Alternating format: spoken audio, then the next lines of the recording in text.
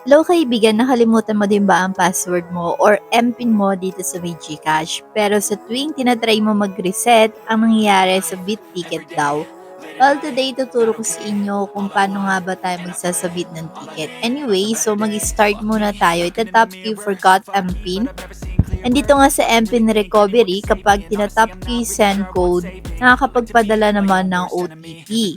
Pero ang problem ko kasi dito, kapag ine-enter ko na dito yung OTP, tapos tinap ko na yung submit, ang nangyayari, eto na nga yung message na something went wrong, kung saan kailangan ko daw mag-submit ng ticket.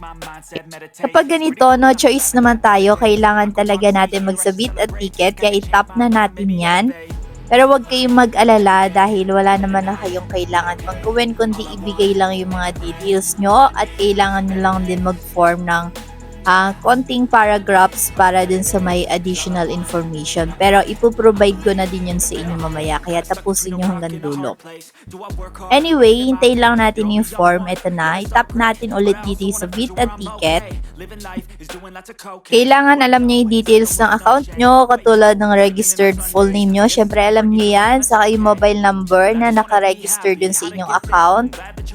And dito nga ilalagay na din natin yung ating email address. So importante na yung email address na ilalagay natin dito is yung nakaregister din dun sa ating GCash account na hindi mabuksan. Now dito na tayo sa may concern category. Scroll lang natin tapos hanapin natin yung problem natin. Ito yon, I can't log in to my GCash app. And dito, which statement is most relevant to your case? My MPIN is not working. Yan yung iselect nyo. Then, ito yung sinasabi ko sa inyo kanina. Mag-a-add tayo dito ng other information. So, makikita nyo sa screen. Sa dulo, mamaya ibibigay ko sa inyo kung ano ba yung ilalagay nyo dito sa may box.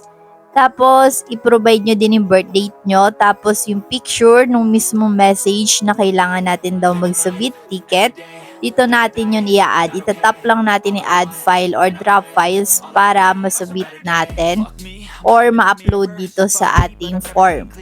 Then after that, i-review natin information natin and pwede na natin i-tap yung submit. By the way, ito sa screen yung ilalagay nyo dun sa may add other information. See you around kaibigan.